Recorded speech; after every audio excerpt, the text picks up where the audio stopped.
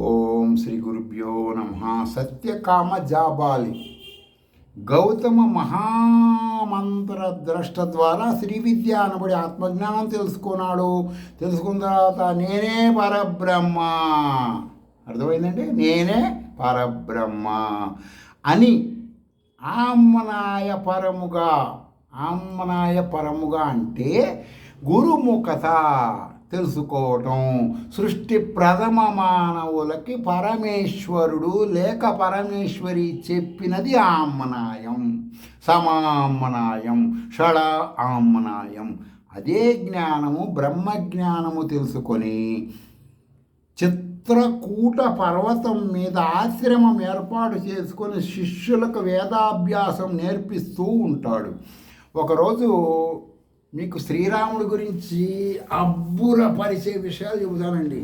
ఇంతవరకు మీరు వినని విషయాలు అన్నమాట ఇవి, అర్థమైందండి. ఎవరు చెప్పరు అలాంటి విషయాలు చెబుతాను. నేను శ్రీరాముడి గురించి వివరించడం నాకు ఇష్టం లేదండి, కరెక్ట్, వాస్తవంగా ఇష్టం లేదు. అదేంటండి, ఎందుకంటే మీకు ఇష్టం లేదు రాముడి గురించి? రాముడు దేవుడు కదా, అదేంటండి మాకు గుట్టలు చెబుతున్నారు కదండి అంటే, నా దృష్టిలో రాముడు మానవుడు కాదబ్బా. మనుషుల గురించి అయితే మనం మాట్లాడుకోవచ్చు. అబ్బో వాడిదండి ఈడిదండి, వాడికి అంత పొలం ఉంది, వీడికి ఇంత పొలం ఉంది అని చెప్పు. ఆయన రాముడు మనిషి కాదు కదా. మీరందరూ ఆయన మనిషిగా భావిస్తున్నారు. నేను మనిషి అనుకోను ఆయన్ని. ఎవరు అనుకుంటాను? శృతుల పరంగా రాముడి గురించి మాట్లాడితే ఎవరైనా సరే, అందరూ మాట్లాడరు కదా. ఒక ధర్మము అనబడే పదార్థము,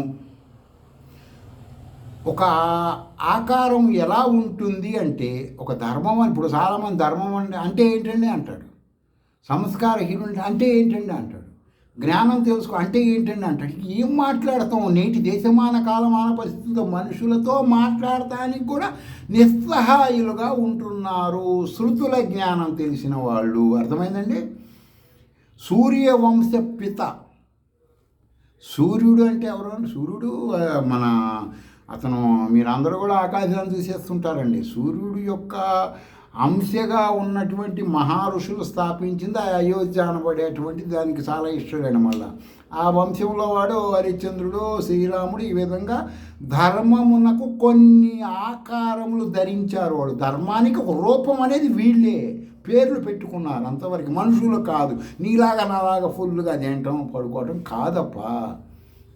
కానీ కొంతమంది ప్రవచన వెధవలు, అర్థమైందండి, కొంతమంది వాళ్ళు ఆధ్యాత్మిక పొట్ట కూటి కోసం వేషం వేసుకొని మనిషిగా శ్రీరాముణ్ణి, అతను రాజు, మాంసం తిన్నాడు, ఆయన రాజు, ఈ విధంగా లేబరు అంటే శృతి ప్రామాణికముగా శూద్రుడు అని అర్థము. బ్రాహ్మణుడు అంటే శృతి ప్రామాణికంగా జ్ఞాని అని అర్థము.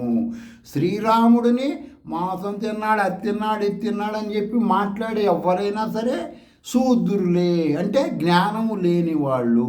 ఎందుకని? రామ ధర్మ విగ్రహ అంటుంది శృతి ప్రామాణిక శాస్త్రములు. అర్థమైంది? శృతి ప్రామాణిక శాస్త్రాలన్నీ రాముడిని ప్రపంచంలో ధర్మస్వరూపం అంటున్నాయి కదా. ఆయన మాంసం తిన్నాడు, ఇవన్నీ మాట్లాడచ్చా? తప్పు కదా. ఒక మనిషిలాగా మాట్లాడతాం ఆయన్ని. అందుకనే రాముడి గురించి జ్ఞానులు ఎవ్వరూ మాట్లాడడానికి ఇష్టపడరు, పొట్టకూటి వాళ్ళే మాట్లాడుతూ ఉంటారు. అర్థమైందండి. మీ మనసులో ఒక సంవత్సరానికి ఒకసారి కళ్యాణం చేసుకున్న వ్యక్తిగా, రావణుణ్ణి జయించే రాజుగా ఈ వెధవలు తెలియచేశారు. వాస్తవానికి ధర్మము యొక్క ముసుగు శ్రీరాముడు. అర్థమైందండి. ధర్మానికి ఒక ముసుగు ఉంటే ఆ ముసుగే శ్రీరాముడు. సరే, రాముడి గురించి వివరించాలి అంటే వనవాసమునకు బిఫోర్, రాముడి గురించి ఎవరు చెప్పాలన్నా ఏం చెప్పాలి? వనవాసమునకు బిఫోర్, బిట్వీన్, ఆఫ్టర్. అప్పుడే రాముడి హిస్టరీ ఒరిజినల్ మనకు తెలుస్తుంది. శృతి ప్రామాణికంగా తీసుకోవాలి. జరగబోయే అంటే బిఫోర్, బిట్వీన్, ఆఫ్టర్, ఈ విధమైన ప్రకారం శ్రీరాముడి చరిత్ర శ్రీ విద్యాపరంగా తెలియచేయాలి ఎవరైనా సరే. ఆధ్యాత్మిక పరులు, మిగతా వాళ్ళ సంగతి కాదండి, ఆధ్యాత్మిక పరులు చెప్పాలంటే ఇంతే. నేను నాకంత ఆర్థిక స్థితి లేదు కాబట్టి ఇప్పుడు ఆ హిస్టరీ అంతా తీసి నేను మీకు చెప్పలేను. ఎందుకంటే ఇవన్నీ అది మళ్ళీ అదొక పెద్ద కల్పన అయిపోతుంది, దానికి గందరగోళం ఉంటుంది. కాబట్టి నేను శృతుల్లోకే పంపిస్తున్నా. ఈ సోది అంతా మీకు ఎందుకులే, ఈ గోడలంతా ఎందుకులే అని చెప్పి శృతుల్లో చెబుతున్నా. ఇప్పుడు కృష్ణుడి గురించి చెప్పాలంటే ఏం చెప్పాలండి మనం? కృష్ణుడి గురించి రియాలిటీగా చెప్పాలంటే గోవర్ధనగిరికి బిఫోర్, బిట్వీన్, ఆఫ్టర్, అది కృష్ణుడి హిస్టరీ అండి. అర్థమైంది? వాళ్ళు పరబ్రహ్మంగా వ్యక్తం అవటం కోసం జరిగిన సంఘటనలు ఇవన్నీ. సరే, ఈ వనవాసం జరిగేటప్పుడు ఈ వనవాసం ఇంకా రాముడిది ఇంకా ఆపుతాను, రియాలిటీ షో అసలు ఒరిజినల్గా. ఈ చిత్రకూట పర్వతంలో ఈ జాబాలి మహర్షి అనబడి ఆయన ఆశ్రమం కొట్టుకొని ఉంటుంటాడు. ఆయన పరబ్రహ్మ జ్ఞానండి. సరే, ఈ సీతారామ లక్ష్మణులతో సత్యకామ జాబాల ఆశ్రమానికి వస్తాడు. ఆ ఆశ్రమంలో ఉంటూ కొన్ని శృతుల జ్ఞానమైన పరబ్రహ్మ తత్వం ఆ మహర్షి ద్వారా తెలుసుకుంటూ ఉంటాడు. సత్యకామ జాబాలికి శ్రీరాముడు సత్యసంధుడు అంటే, ఇప్పుడు మీకు వీడు సింహం లాంటి వాడు అని చెప్పాను అనుకోండి ఒక మనిషి గురించి, నేను వాడిని సింహంగా చూడకూడదు మనం. సింహం యొక్క పరాక్రమాలు ఉంటాయి వాళ్ళలో. సింహంలాగా వాడు చేతితో దెబ్బ కొడితే చచ్చిపోతారు, అలా ఆలోచించాలి. శ్రీరాముడిని ఏమంటారంటే సత్యసంధుడు, ధర్మ స్వరూపుడు. అంటే అర్థం ఏంటండి? ధర్మం ఎవ్వడికి తెలియదు కదా, రాముడిని చూస్తే ధర్మం తెలుస్తుంది, ఇట్లా ఉంటుంది ధర్మం అని. ఈ జాబాలి మహర్షి ఈ శృతులు పరబ్రహ్మ జ్ఞానం తెలిసినవాడు కదా. ఈ శ్రీరాముడు సత్యసంధుడు కదా, అంటే హరిశ్చంద్రుడే శ్రీరాముడిగా పుట్టాడు అని ఆ జ్ఞాని గుర్తించాడండి. మీరందరూ హరిశ్చంద్రుడి హిస్టరీ పాతది కదా అంటాడు. తప్పు మాట్లాడుతున్నారు మీరు. ఎలా అండి? ఏ విధమైన సంక్రమణము అంటే స్త్రీ పురుషులు క్రాసింగ్ జరగకపోతే పైనుంచి వచ్చే సీడు వరసను దిగుతూ ఉంటుంది. అర్థమైందండి? సీడు వరసను ముత్తాత తాత తండ్రి, కొడుకు, కొడుకు మనవుడు, ఇది సీడ్ అన్నమాట. అర్థమైందండి? వరసను చెట్టు నుంచి కాయలు ఫలసాయం ఎలా వస్తుందో అది ఈ విధంగా ఉంటుందన్నమాట. ఈ శ్రీరాముడే హరిశ్చంద్రుడు అంటుంది. ఈ ఋషి గమని తెలుసుకుంటాడు. సరే, ఈ మహాపురుషుడి ఈ తెలుసుకున్నటువంటి మహాపురుషుడి సత్యము, ఈయన సత్య హరిశ్చంద్రుడు, ఇతని గుణాలు లోకానికి నా ద్వారా తెలియాలి, నేనే ఆ క్రెడిట్ రావాలి. ఇతను నేను తెలుసుకున్నాను, ఇతను పరబ్రహ్మ స్వరూపుడు, హరిశ్చంద్రుడు, ఇవన్నీ తెలుసుకున్నాను. ఓకే, ఇది లోకానికి ఎలా చెప్పాలి? దీనికి ఏదైనా సరే గట్టి పరీక్ష పెట్టాలి. పెట్టి భవిష్యత్తు తరాలందరికీ రాముడి గురించి చెప్పాలని ఫిక్స్ అయిపోయాడు ఇతను. ఎవరు? సత్యకామ జాబాలి. తెలుసుకున్న అతను ఫిక్స్ అయిపోయిన తర్వాత శ్రీ విద్యా ప్రామాణికంగా ఋషుల సంకల్పం వాయువేగములతో అమలవుతాయి. మీరు కూడా మంత్ర సాధన చేస్తే మా సంకల్పాలు కూడా నెరవేరుతాయండి. మరుసటి రోజు ఈయన సంకల్పం చేసిన మరుసటి రోజు భరతుడు, శత్రుఘ్నుడు, వశిష్ఠులు, ఇంకా కొంతమంది ముఖ్యులు, వీళ్ళు మొత్తం కలిసి సత్యకామ జాబాలి ఆశ్రమానికి వస్తారు. అర్థమైందండి? సీతారామ లక్ష్మణుల దగ్గరికి అయోధ్య నుంచి మొత్తం బెటాలియన్ మొత్తం దిగుతుంది. శ్రీరాముడు తమ్ముడైన భరతుడు అన్నగారి కాళ్ళ మీద పడి లేవకుండా మీ రాజ్యం మీరు స్వీకరించాల్సిందే, అప్పుడు కానీ నేను మీ పాదాలు వదలను అని చెప్పి గట్టిగా పట్టుకొని విలపిస్తూ ఉంటాడు. ఎవరండి? భరతుడు. శృతి ప్రామాణికంగా రక్త సంబంధం ఏమిటంటే, రక్త సంబంధం ఒరిజినల్ రియాలిటీగా అక్కడ సంఘటన మీకు అలంకారం కోసం చెబుతున్నానండి. అన్నదమ్ముల బంధమే ప్రథమ ప్రాధాన్యత. అర్థమైందా? అన్నదమ్ముల సంబంధమే ప్రథమ ప్రాధాన్యత. అదేంటంటే పిల్లలు, మన కడుపుకు పుట్టిన పిల్లలు సెకండ్ ప్రాధాన్యత. ఇప్పుడు రోజుల్లో చూడండి, దాయాదుల పేరుతో తమ్ముళ్ళను లూటీలు చేసి, తమ్ముళ్ళు అన్నను లూటీలు చేసి, ఆ వదినలని మరదలని అందరినీ చంపేసైన ఆస్తులు కబ్జాలు చేస్తున్నారు. శృతుల పరంగా సత్యపరంగా అది కరెక్ట్ కాదు. ఎట్లా అండి కరెక్ట్ కాదంటే, ఇక్కడ భరతుడు విలపిస్తున్న దానికి కారణం ఏంటంటే, కొడుకు కానీ కూతురు కానీ లేకపోతే మళ్ళీ పెళ్లి చేసుకొని కుమారుణ్ణి కనవచ్చు, కుమార్తెను తెచ్చుకోవచ్చు. అర్థమైందండి? కొడుకు కానీ కూతురు కానీ చచ్చారనుకోండి, గోదాన్ని పెళ్లి చేసుకుంటే పుడతారంటుంది కదా, పుడతారనే సత్యమే కదా సైన్స్ పరంగా కూడా. కానీ తండ్రి లేకపోతే అప్పుడేంటి పరిస్థితి? అన్నగారు కానీ, తండ్రులు కానీ, చెల్లెళ్ళు కానీ, తమ్ముళ్ళు కానీ ఎవ్వరు పిల్లలు కంటే అప్పుడు పిల్లల్ని కంటానికి ఎవరుంటారండి? తండ్రి లేకపోతే. తండ్రి లేడు, అప్పుడు పరిస్థితి ఏంటండి? ఆలోచించండి. అందుకని పూర్వకాలం అన్నదమ్ములకి ప్రాముఖ్యత ఇచ్చేవాళ్ళు. ఇప్పట్లా కాదండి. ధర్మం అంటే అది. ఇప్పుడు ఎవరు పట్టించుకోవట్లేదు అన్నదమ్ములని. వాస్తవం వీడు ఎప్పుడు పోతాడని వాడు ఎప్పుడు వీడు చూస్తూ ఉన్నారు. సరే, ఈ విధంగా తండ్రి లేకపోతే కొడుకు ఉండడం, ఈ విధంగా రకరకాలుగా ధర్మాలు ఉంటాయండి. ఇవన్నీ మీరు జ్ఞానం శ్రీ విద్యలోకి వస్తే వస్తుంది.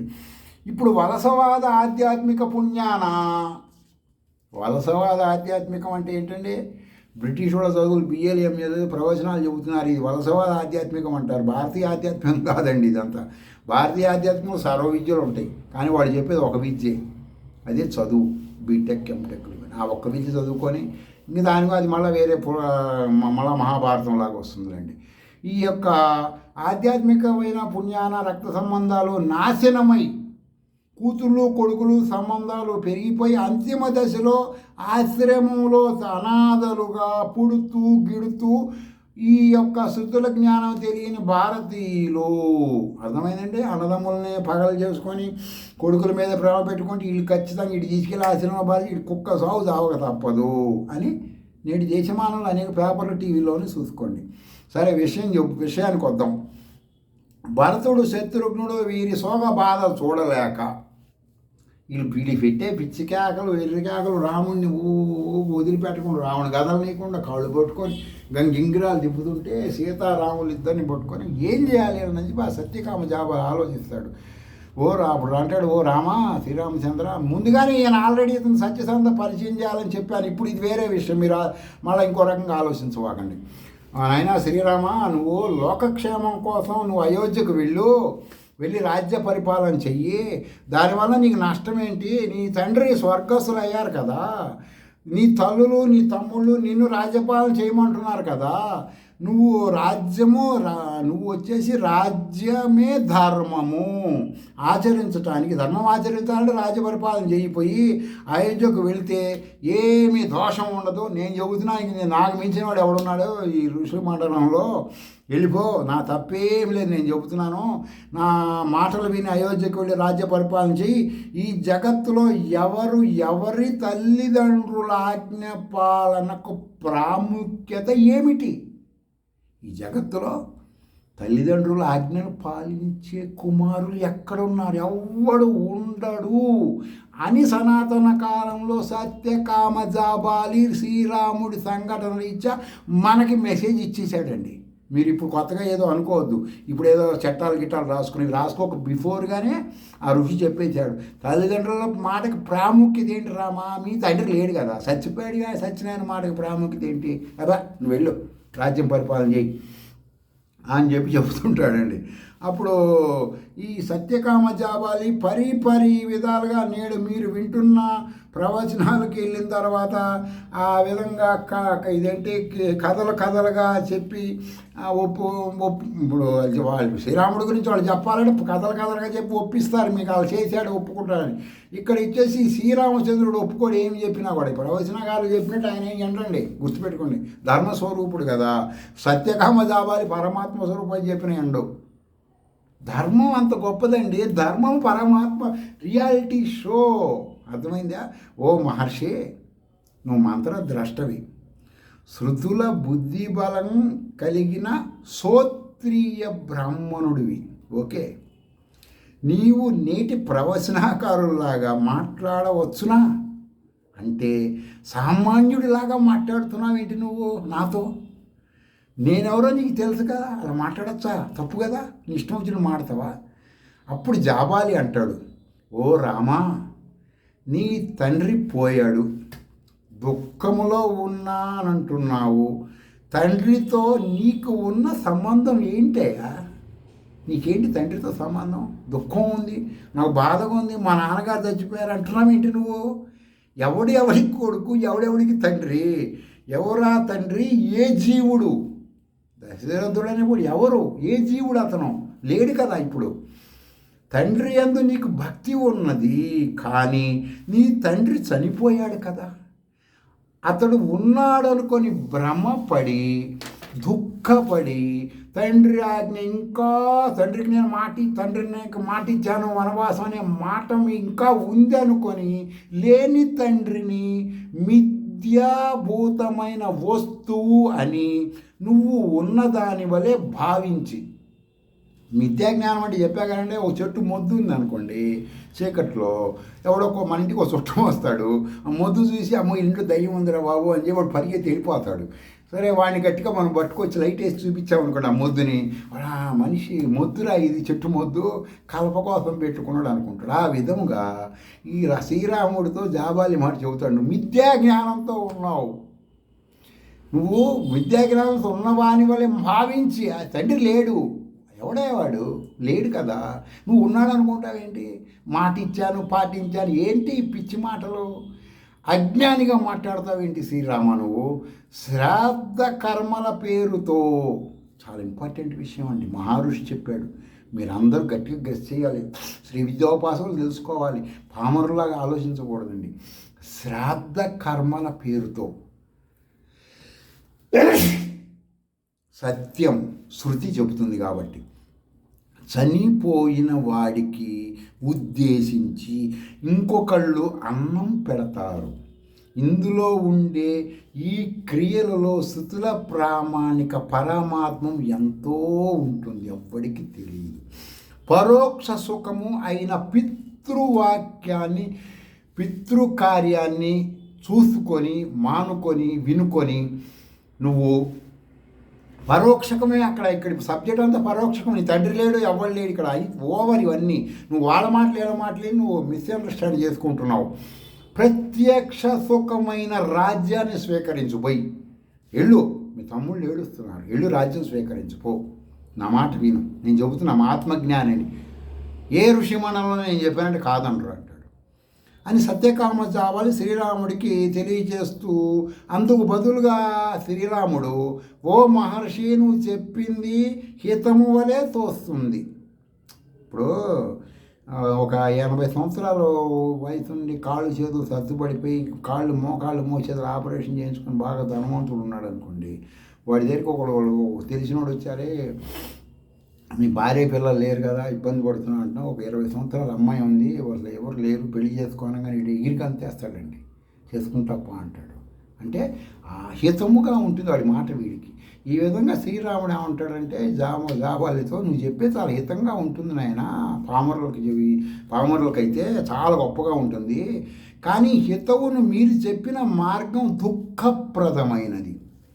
80 ఏళ్ళోడు పెళ్లి చేసుకొని ఏం చేస్తాడండి చెప్పండి, కాపలా కాయటమే కదా దానికి, వీడు సొగపడు దాని కొత్త రోగాలు తెచ్చుకోవడం, కొత్త రోగాలు నిప్పులు తెచ్చుకోవడం, అట్లా చెబుతుంటాడు అనమాట శ్రీరాముడు సత్యకామ జాబాలకి. నువ్వు చెప్పేది బాగుంటుంది కానీ దుఃఖకరమైనది. శృతుల జ్ఞానం ఉన్న సత్పురుషులు ఏనాడు ఏ గౌరవము ఏ రాజ్యము స్వీకరించరు. శృతుల జ్ఞానం ఉన్నవాడు ఏం చేస్తాడండి, వాడిని బాగా మన సైకిల్ పంపు గాలి కొట్టి పొగినట్టు పొగిడామనుకోండి, వాడంటే ఏదో నన్ను మొలక చెట్టు ఎక్కిస్తున్నాడు అది ఇది అనుకుంటాడు, ఎవరు చెప్పినా సరే వీడు మనసులో అనుకుంటాడు బయటపడ్డు. ఆ విధంగా శ్రీరాముడు డైరెక్ట్గా చెప్పేశాడు, నేను శ్రీ విద్యాపాసకుడు, శ్రీ విద్యా రాముడు మంత్రం కూడా ఉంది చూసుకోండి కావాలంటే, నీ శ్రీ విద్యాపాసకుడు నీకెంత నాకు అదే సబ్జెక్టు, నన్ను నువ్వు మొలక చెట్టు ఏమి ఎక్కించొద్దు ఓ మహర్షి అది ఇదే అని చెప్పుకొస్తాడండి. ఎవరెంత యోగ్యులో వారి ఆచరణను బట్టి తెలుస్తుంది. ఎవరి దమ్ము ఎప్పుడు తెలుస్తుందండి, సమస్య వచ్చినప్పుడు బయటపడుతుంది. ఒక పనికి మాలిన ఒక చిన్న ఒక పెద్ద 10 అడుగులు 10 అడుగులు ఉన్న పెద్ద రాయి పనికి మాలకుండా దాని మీద మలమూత్రాలు వదులుతుంటే ఆ రాయిని ఒక శిల్పి మహాదేవతామూర్తిగా చెక్కితే పొద్దున్న సాయంత్రం అందరూ అక్కడ కూర్చుంటారు కదండి. ఆ రాయి యోగ్యత బయటపడింది, అందులో ఆ రాయిలో ఫస్ట్ నుంచి శిల్పం ఉందండి, ఇవి కొత్తగా ఏం చేయలేదు శిల్పి, వాడు ఆ రాయిలోంచి శిల్పిని బయటికి తీశాడు అంతే, రూపం బయటికి తీశాడు, ఆ రూపం ఎక్కడుంది ఆ రాయిలోనే ఉంది. అలాగే ప్రతి మానవుల్లో పరమేశ్వరి ఉంటుందో బయటికి తీయాలి. ఎవడో ఒక శిల్పి అంటే గురువు, వాడు వచ్చి సరి అయిన శిల్పి వచ్చేసి కొడతాడండి, చాలా టార్చర్ పెడతాడు అసలు రాయిని. అప్పుడు వాళ్ళు మీరు ఇప్పుడున్న దేవతామూర్తులను తీసుకోండి, ఏ దేవతామూర్తిని తీసుకోండి, ఆకాశం నుంచి ఏది రాదండి. వాళ్ళు చెబుతుంటారు ప్రవచనకారులు ఏమని, స్వయం సిద్ధ స్వయంభూ అని చెత్త మాటలు, శృతుల్లో ఉండవండి ఇవన్నీ. వాడు చెప్పిన ఏదో ఒక శిల్పి దాన్ని చేసి ఉంటాడు ఏదో ఒక కారణంతో. ఆ రాయిలో అంతకు ముందు ఆ రూపం ఉన్నది. అలాగే సత్యమైన నిత్యమైన ప్రాణముతో ఉన్న నీలో కూడా పరమేశ్వరి రూపం ఉంటుంది. అది బయటికి తీయటమే శ్రీ విద్య గురువు యొక్క పని. అర్థమైందంటే సరే, ఇక్కడ వచ్చేసి రాముడు చెప్తుంటాడు, నువ్వు శృతి విరుద్ధంగా నేను అంగీకరించనయ్యా. ఏదైనా యోగ్యతను బట్టి మనం చేసే పనులను బట్టి మన దమ్ము బయటపడుతుంది. నేను తప్పు చేయటం అంటే ఏంటి, భూమి మొత్తం ఆకాశానికి వెళ్ళిపోయి ఆకాశం భూమికి రావటమే రాముడు అధర్మపరుడు అంటే. అదే సమస్య లేదు. మీరు చెప్పే శృతి విరుద్ధం నేను అంగీకరించను. శృతికి విరుద్ధముగా ఎవరు చెప్పినా నేను అంగీకరించే ప్రసక్తే లేదు. పేక కోసుకొని అవతల పారేయమంటే పారేస్తా. నేను వనవాస నియమ ప్రతిజ్ఞ నాతో తెచ్చుకున్నాను ఓ మహర్షి. అర్థమైందంటే సబ్జెక్ట్ ఇప్పుడు బయటపడింది. ఏమని, ఎందుకు రాజ్యం స్వీకరించట్లేదు, భరతుడు మాట ఎందుకు వింటలేదు, సీతను అష్ట కష్టాలు ఎందుకు పెడుతున్నాడు, ఆ మహాలక్ష్మి స్వరూపంలో మీరందరూ పూజించే మహాలక్ష్మి ఆకలి తట్టుకోలేక చెప్పులు లేకుండా నీళ్లలో ముళ్ళలో నడిచి ఈ విధంగా జరిగిందంటే ఏంటి, నేను ప్రతిజ్ఞ నా తండ్రికి ప్రతిజ్ఞ చేశాను, ఆ ప్రతిజ్ఞ నాతో తెచ్చుకున్నాను మహర్షి. చెప్పేదేంటి, మోస్తున్నాను ఆ ప్రతిజ్ఞని. వనవాస నియమ ప్రతిజ్ఞ నాతో తెచ్చుకున్నాను. ఇక్కడ ఉన్నంతకాలం ఆ ప్రతిజ్ఞ నాతో ఉంటుంది. వనవాసం ఉన్నంతకాలం నేనేది మాట్లాడి చేస్తాను, దట్స్ ఆల్. సరే, నేను నా ప్రతిజ్ఞని నేను మానివేసి ఇతరులు ఎవరో శృతి విరుద్ధ ధర్మం చెప్పారని వాళ్ళు చెప్పిన ప్రకారం నేను వెళితే అంతఃకరణ చెప్పే 2 ధర్మాలు వదిలిపెట్టి ఇతరులు చెప్పే ధర్మాలు నేను స్వీకరించిన వాడినవుతాను. అంటే స్వధర్మమైన శృతిని విసర్జించి పరధర్మమైన అంతఃపరంపర ఆధ్యాత్మికం స్వీకరించిన వాడినవుతాను ఓ మహర్షి. నేను భారతీయుడిని, భారతీయులకు మార్గదర్శిని. అలాంటి నన్ను నువ్వు మార్గదర్శిగా భారతీయులకు ఉండవలసిన నన్ను దుర్మార్గదర్శిని అని అంటారు నన్ను భవిష్యత్తులో. నేను హరిశ్చంద్రుడి యొక్క అంశ కదా, సత్యం మాట్లాడాను కదా, ధర్మంగా ఉండాలి కదా, శృతి సత్యం ధర్మమే పరబ్రహ్మం అని చెప్పినాయి కదా, నేను ఎలా నీ మాట వింటాను, శృతికి విరుద్ధంగా నువ్వు చెబుతున్నావు అని శృతుల జ్ఞానం సత్యకామజాబాలికి వ్యవహరిస్తాడు. మంత్రద్రష్ట నేను ఋషికి శ్రీరాముడు శృతుల జ్ఞానం వివరిస్తాడండి.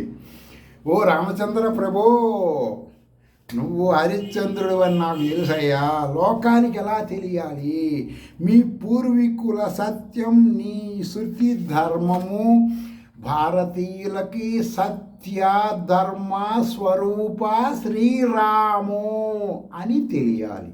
అందుకే నేను ఇది చేశాను, నేను ఈ సంభాషణ చేశాను అని వివరిస్తాడు.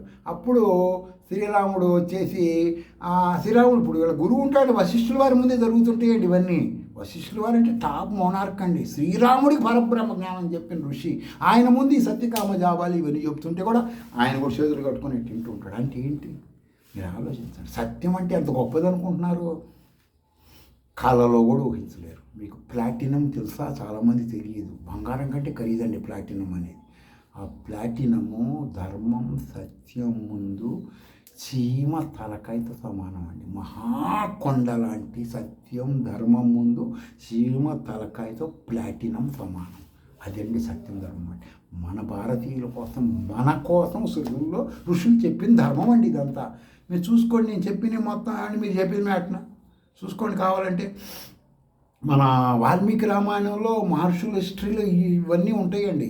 నేనేదో అంధపరంపరంగా చెప్పట్లేదండి మీకు.